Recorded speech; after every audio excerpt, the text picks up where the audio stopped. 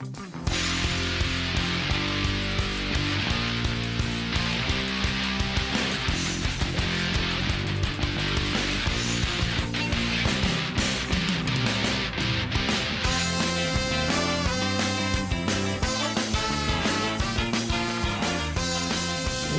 everyone, here we are.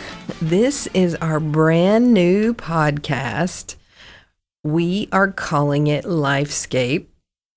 And the goal of our podcast is to just bring you fun, maybe some serious topics each week, and to really focus on things that are happening in our world that is making us bananas.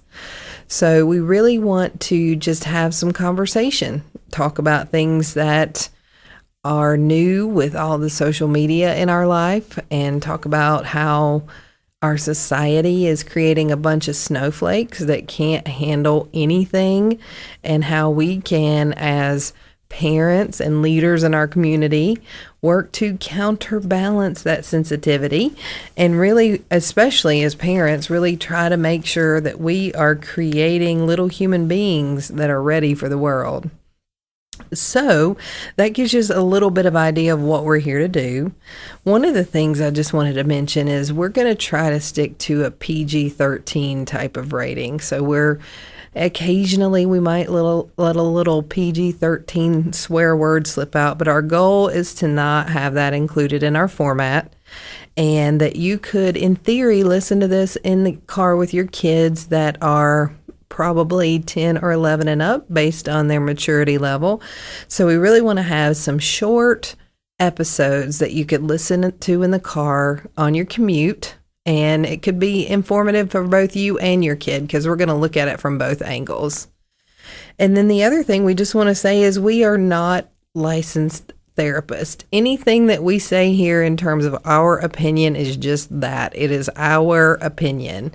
We are not trying to give you advice in terms of how you need to live your life from a professional standpoint. So please take this at face value and do not feel like that we are trying to give you licensed therapist advice.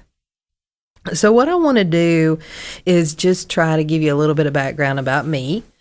So I'm based in Charlotte, North Carolina, and I am married for almost 20 years with two daughters. They are 9 and 11. The 11-year-old is going on 20, so I'm dealing with that lovely preteen age. I am a working mom, so I can come from a very working mom-esque perspective, so I can always give you the challenges that I'm facing. But I also try to think about it from the stay-at-home parent who has the toughest job in the world, I feel like sometimes. And I'm not saying that as someone that is trying to be condescending. I truly do feel like stay-at-home parents do have a very tough job, and trying to balance caring for their kids, making them decent human beings, while also trying to have a life outside of that as well. So my background, I'm in the professional business world. I'm working in the digital environment, so I'm always dealing with online and mobile concepts and things like that. I am a veteran of the U.S. military. I did 6 years active duty in the U.S. Navy. My job was aviation electrician on C-12 aircraft. So I flew around in Guantanamo Bay. I flew around to all the islands, so I got to see some pretty cool things. I got out of the Navy after 6 years, and then during that last couple years of that time, I met my husband. We got married, moved from Maryland back to North Carolina, and then the attack on 9/11 happened. And so after that happened, I rejoined the military in the Army National Guard with my husband, and did a couple of years there trying to be part of the putting the pieces back together after the attacks on 9/11. So that's a little bit about me. I went to college as part of the Montgomery GI Bill, and that paid for everything. So I came out of the military with 2 master's degrees and not a penny of debt. So if you have kids that are contemplating that as their career path, there are lots of things that they can do. that will not necessarily put them in the front line of defense. And I'm not saying that we need those people in the front line. I'm just saying if you're worried about recommending it for that reason alone, there are lots of things that they can do in the military and get their college education and see some really cool places along the way. So anyway, not trying to throw out a U.S. Armed Forces recruiting ad, but just wanted to kind of give you a little background there.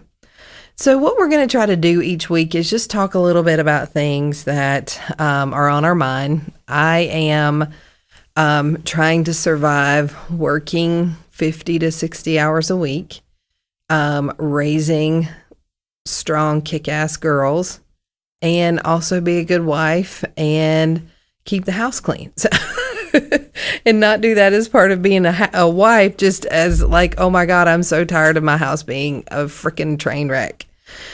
So anyway, one of the things I wanted to talk about today in terms of the world of parenting, and it's something that I've been noticing a lot lately, is people and parents that aren't teaching their kids just the basic polite behaviors that we need to demonstrate. And some of these are things as simple as when you're at a restaurant and you're ordering off the menu, that you make eye contact with the waiter or waitress.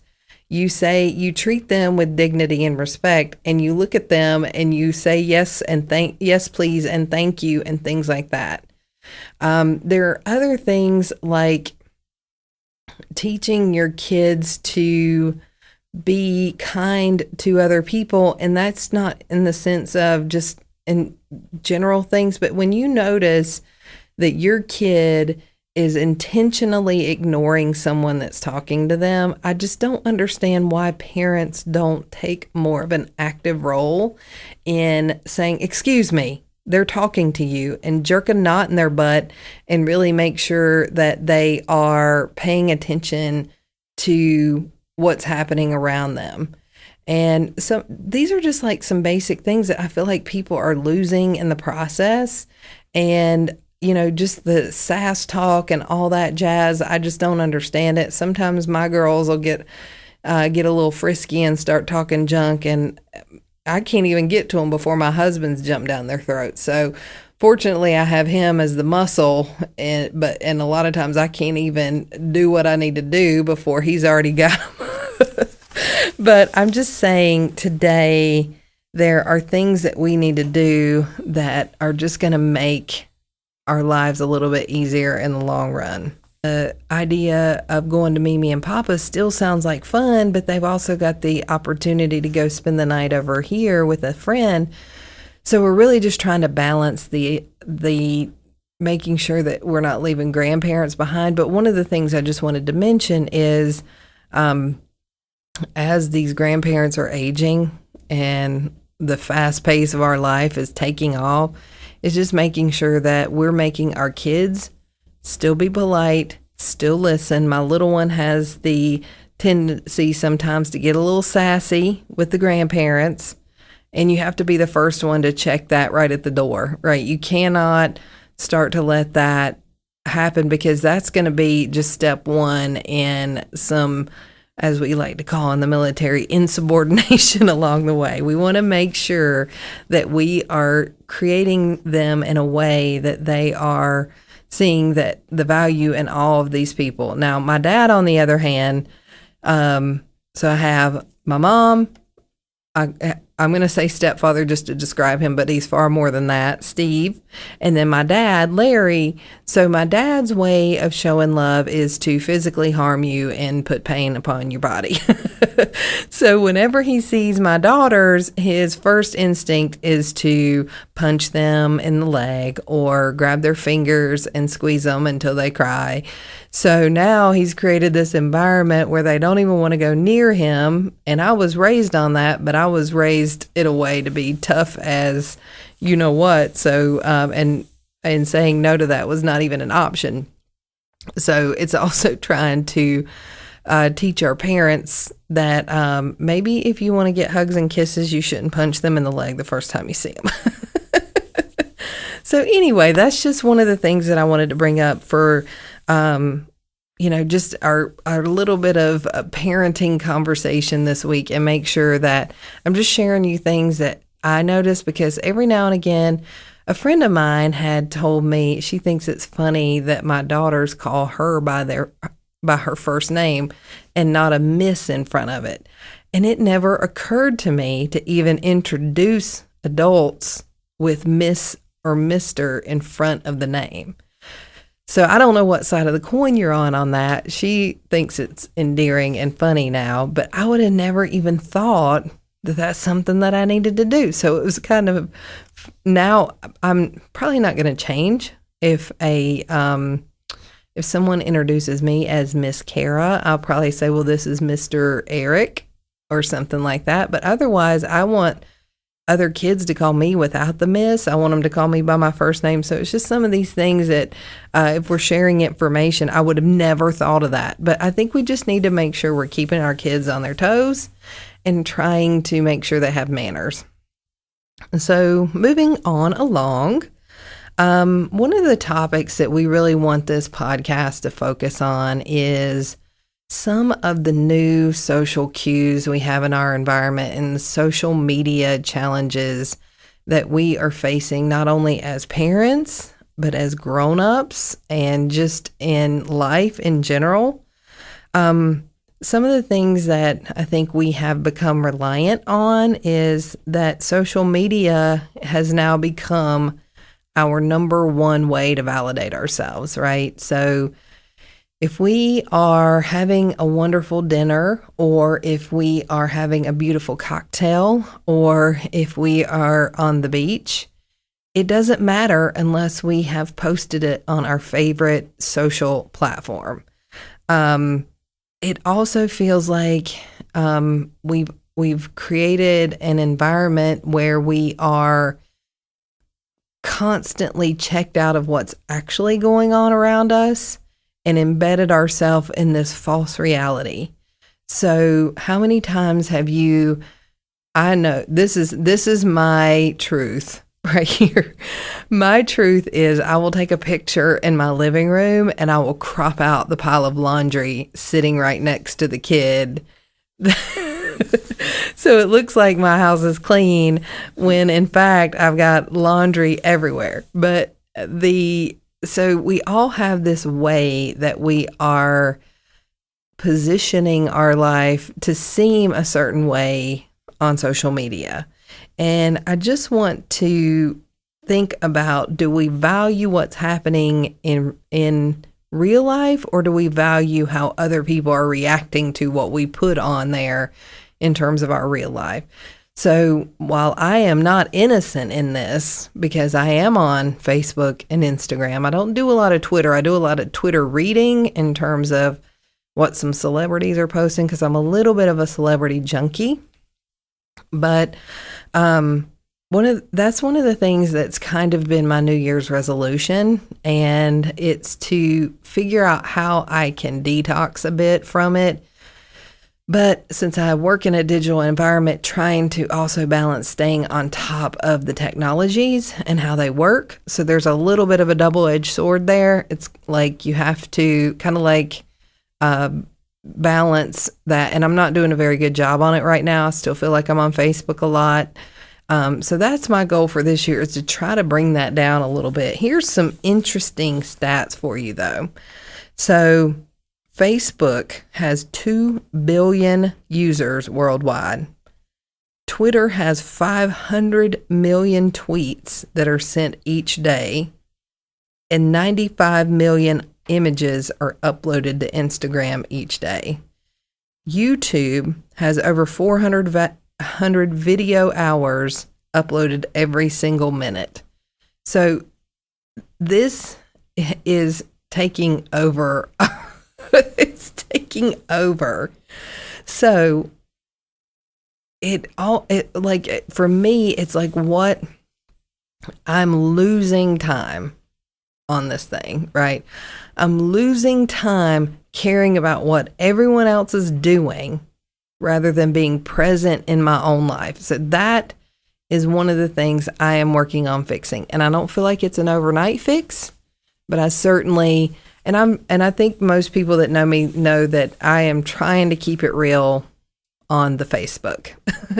So I'm not, other than my funny cropping out the laundry, pretty much will tell you when things are going sideways with this whole parenting thing. I'm going to tell you when I'm having a bad day, but I'm not going to do it in a way to seek out sympathy. I'm just going to tell you, oh my Lord, this is not the best week of my life. But I'm just saying, one of the things I think that we can all stand to improve upon is being more present in our daily lives. And if your child is talking to you, put the phone down. How many restaurants are you going into? You look at the table next to you, and there are 4 grown people or 2 grown people and 2 kids, and everybody's looking at their phone. I don't want to be that family. My daughters have old iPhones that they play on and do little videos and whatnot on, and they'll occasionally bring them out. They'll take them in the car just for entertainment. And occasionally I'll look over, and we are that family, and we instantly stop. And we'll call it out when we see other people doing like we don't want to be like that. We want to be in the moment. So anyway, I've gone on long enough about this.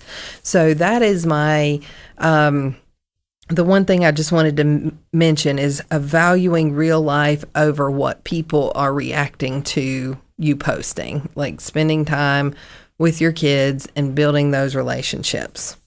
So that's that. And so one of the, final topics I just wanted to touch on this week is I want to bring a little bit of what I'm watching or what I'm listening to, because I feel like it's really fun to share some of the things because I'm always looking for something interesting to watch on some of the streaming channels. So I'm sure I may be late to the party mentioning this, and I watched it a couple weeks ago, but there is a documentary on Netflix called Fire, F-Y-R-E, Fire, and it's about the Fire Festival that happened a couple years ago. And so if you are a documentary hound and you love to watch documentaries, I highly recommend this. So it's about, and I'm just going to give you the headline so that I don't ruin it for you, but it's about this festival that a promoter partnered up with a rap star named Ja Rule, and they had the desire to create the most epic music festival to ever be pulled off, and it was in this remote island in the Bahamas. So it tells you the story of how they sold these tickets at super high prices and how everything just started to unravel, and how they, no matter how far it got, they just couldn't seem to admit defeat. And it is absolutely mind-blowing. And there's 2 of them. There's one on Netflix and there's one on Hulu. I don't think you necessarily need to watch both of them, but it is fascinating.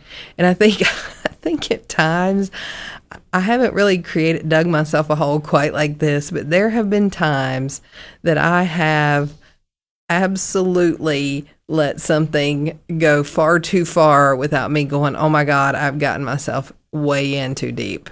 So I think theirs just happened to be on a grander scale and have impacted far more people than my shenanigans. But I certainly think that that it is a very good watch if you need something, about 90 minutes. So those are always nice that you can knock out. So that is a wrap on our very first Lifescapes episode. We are going to evolve and improve. We would love for you to send us topics. We want to talk about things that are happening in the news. We want to get your opinion. We're going to create a Facebook group, and we'll announce that very soon so that you know where to go to have conversation. It'll be a group, so it'll be conversational. It'll be to give us ideas and thoughts also on future episodes. We want to really make sure we're having an open conversation about the challenges we're all facing today, and make sure that we are building each other up. There's so much tearing each other down that we're here to talk about how we can have a little bit more positivity in our life and survive this whole thing that's being thrown our way. So with that, that's a wrap on episode 1 of Lifescapes. We will see you next week.